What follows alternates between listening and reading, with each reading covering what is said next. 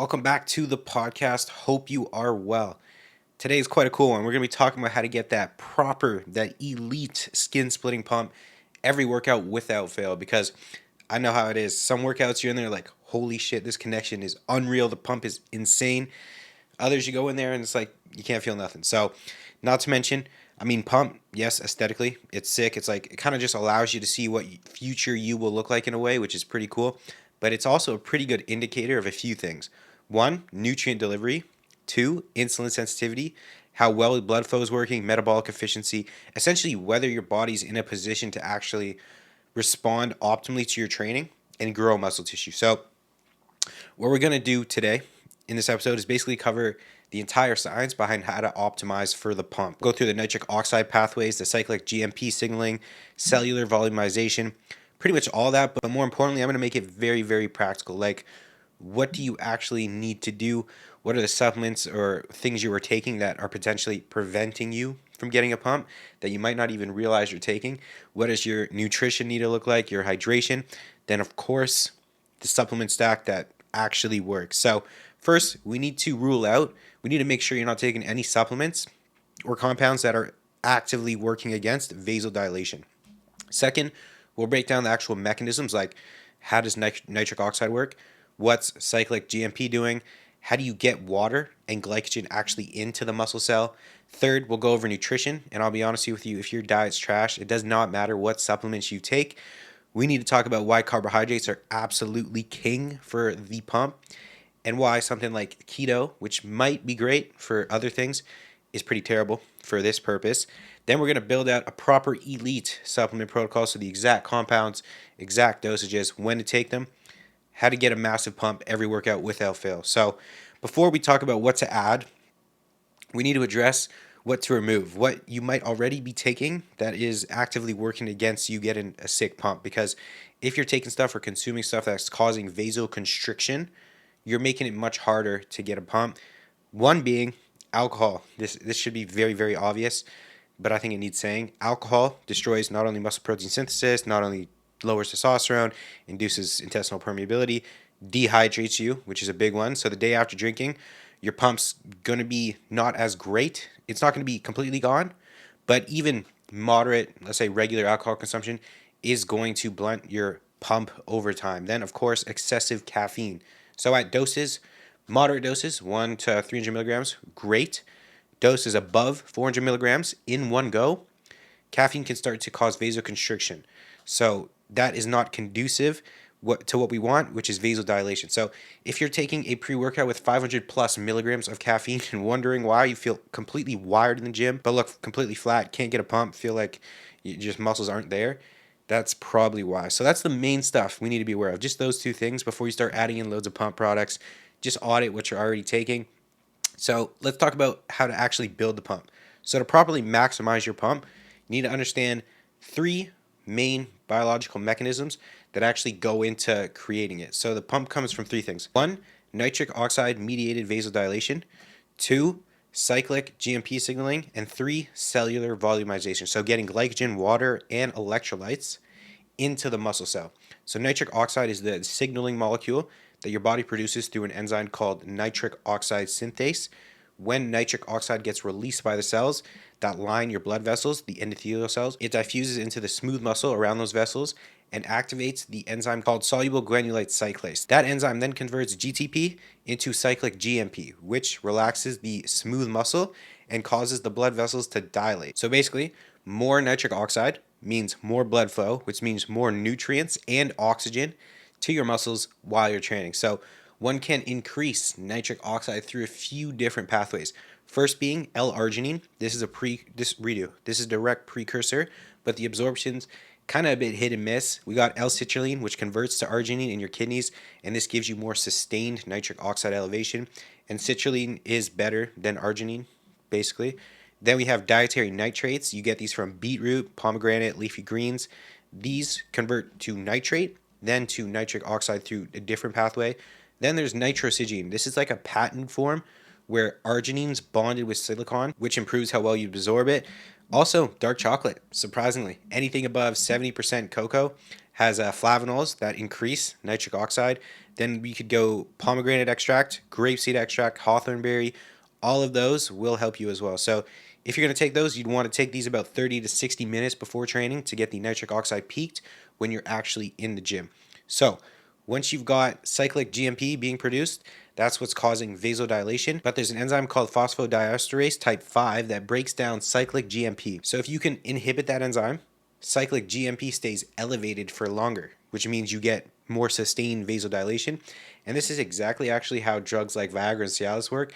Fun fact, they are PDE5 inhibitors, so they stop cyclic GMP from being broken down, which is why they enhance the pump or other things pretty substantially. Now the third bit is getting water, glycogen, and electrolytes actually inside the muscle cell. So starting with carbohydrates, glycogen pulls water into the muscle at about a 3-to-1 ratio. So more carbs, more glycogen, which means more water, which means fuller muscles.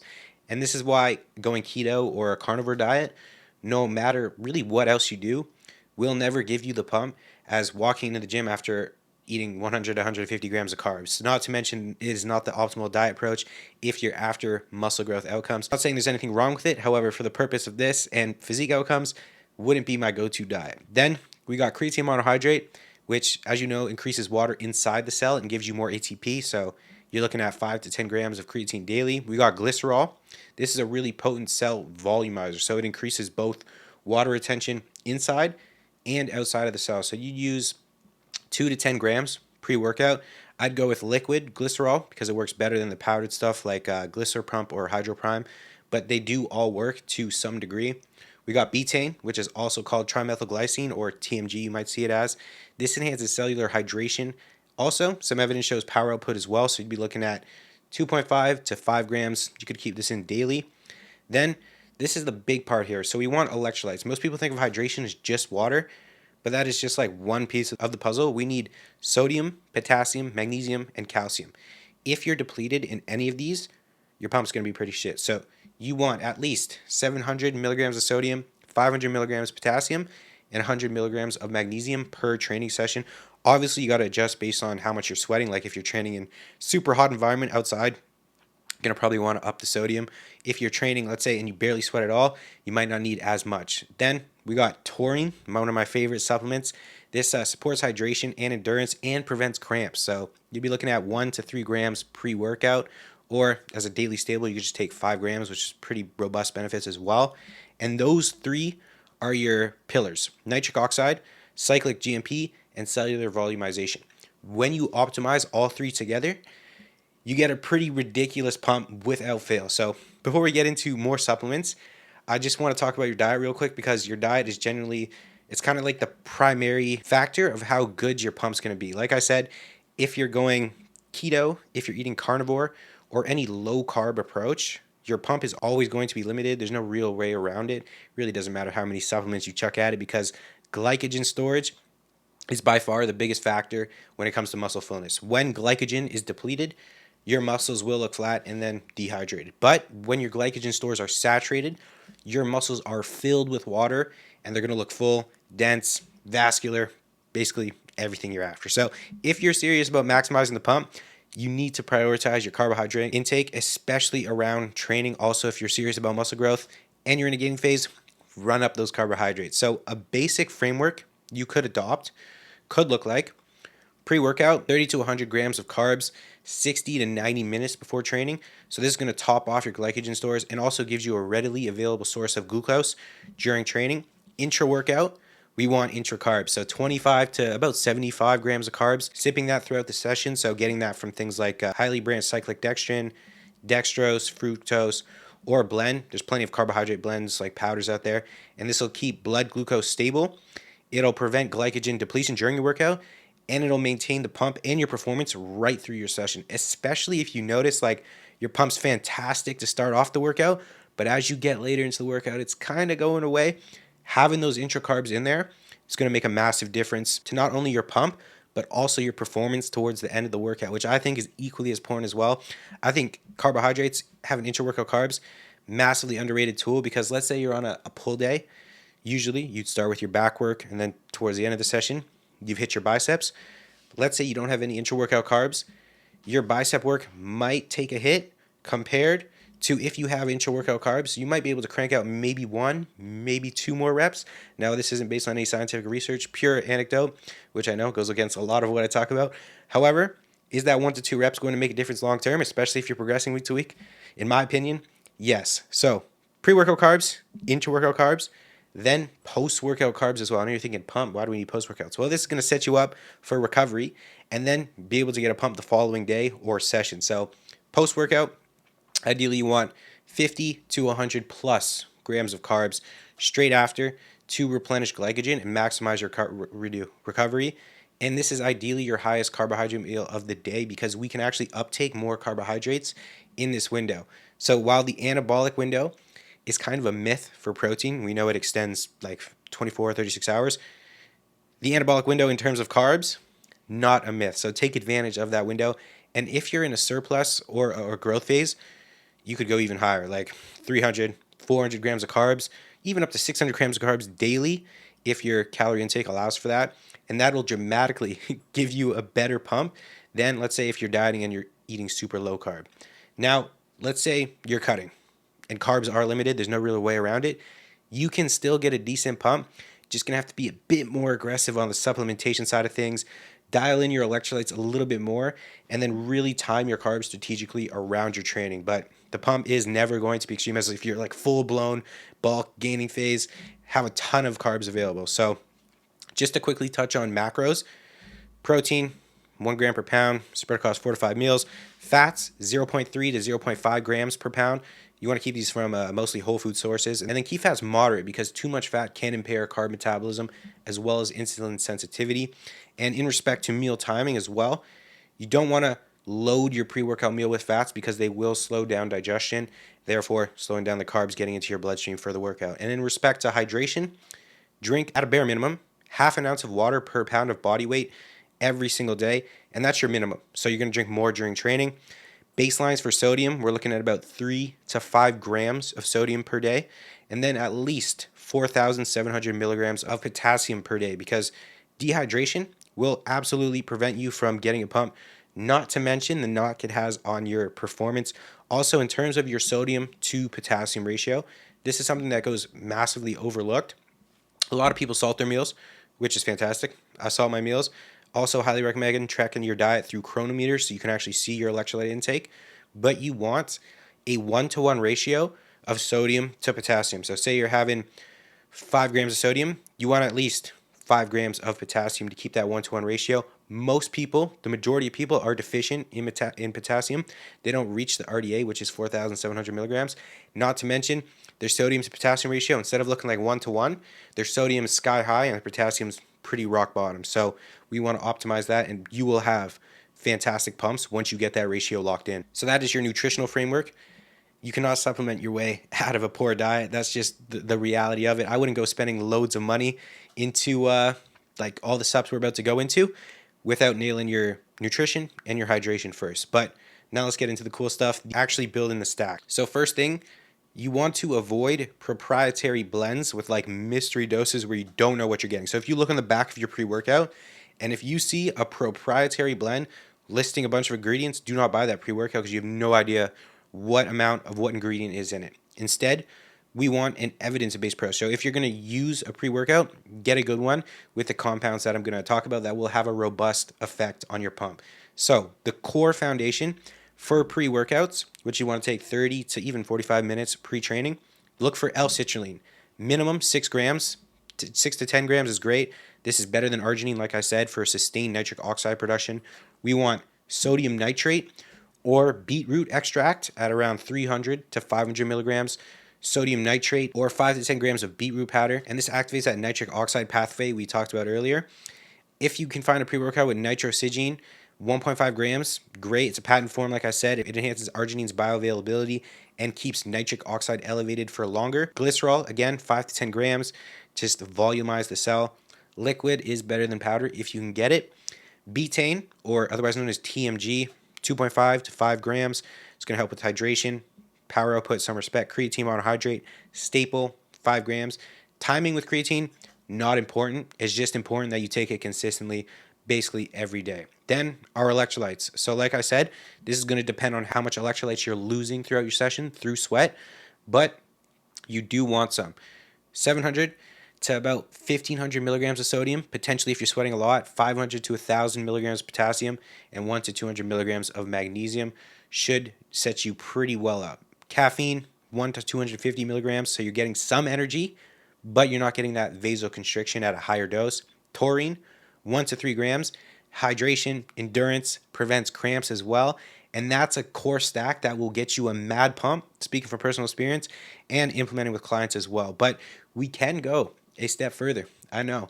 If you have the budget, you can take some additional compounds. We could look at peak ATP, 400 milligrams. This is adenosine triphosphate disodium. Honestly, this is massively underrated for improving your pump. The first few times you'll take it, you'll notice a quite pronounced effect on vasodilation.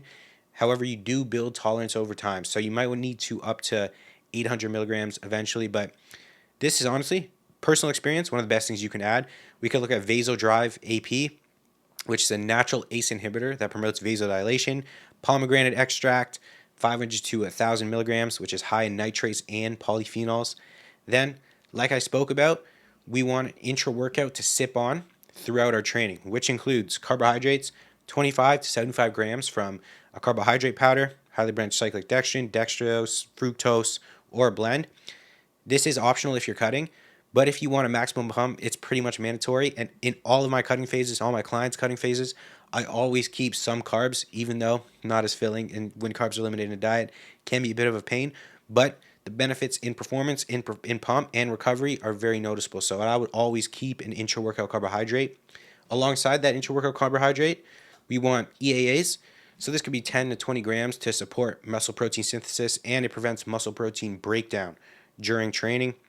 And then you could throw in more electrolytes in your intra-workout if you're training longer than 60 minutes. If you're sweating a ton, you could add some more sodium, some more potassium, and a little more magnesium.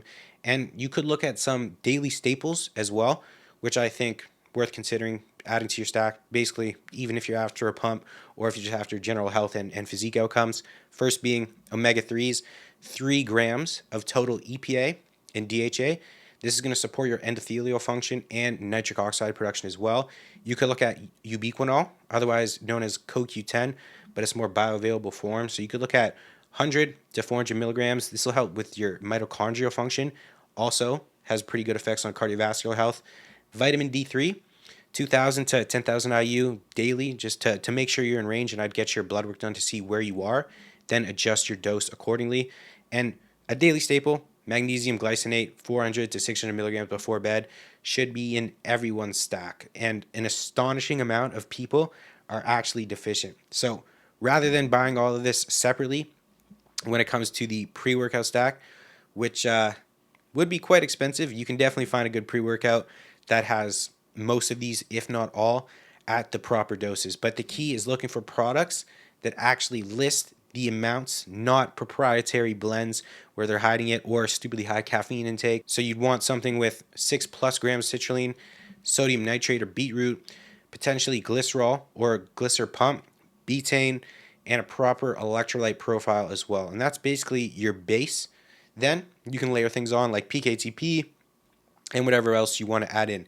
Now, third step further, there are injectable pre-workouts that I actually have tried a few times. Not a huge fan just because the pain of injecting, but I know some people love them. And these are compounded injectable formulations that contain things like straight adenosine triphosphate, straight ATP, 40 milligrams per milliliter to improve cellular energy, and it causes really profound vasodilation. Adenosine monophosphate, 5 milligrams per millimeter, which is an extremely potent vasodilator. Maybe L-carnitine in there as well, 4 to 500 milligrams. This will help with fatty acid metabolism too and energy production in some respect. But while these do definitely work, like you will get a crazy pump, not the route I'd go down for the majority of people, especially when we have so many other options that you can just take like as a powder that will already give us a fantastic pump that don't require any injection. So overall, when you optimize your nitric oxide production, your cyclic GMP signaling, your cellular volumization, you've optimized the actual conditions for muscle growth, performance, of course, the pump right alongside. But there is a hierarchy here, and you should take these in order first. So Don't go straight to the supplements, please. Just start with nutrition, carbs being what's going to have the biggest impact on your performance and your pump. Then a step down, hydration and electrolytes, because without these dialed in, nothing else is going to work properly. They control how much water gets into the cell. Then you can get into strategic supplementation of proven compounds that have research behind them at proper doses. Because, I mean, I know a ton of people are just going to skip the first two and wonder why there's a $60 or $70 pre-workout absolutely does nothing. Don't be that guy. Start with your nutrition, get your hydration and electrolytes sorted, then layer in supplementation. And do those three, you will never have a workout where you get a shitty pump ever again. So that is a wrap on today's episode. Little quick one, how to maximize your pumps. If you want 30 days of free advice, tips that'll fast track your ability to build muscle, drop body fat, have more energy, free training plans, your new macros set up for you, and much more to transform your physique, health, and performance, you can click the first link in the description. Again, completely free. And for coaching, as well as discount codes on the supplements I use, those links are in the description as well. Appreciate you for watching, and I'll see you in the next episode. Peace.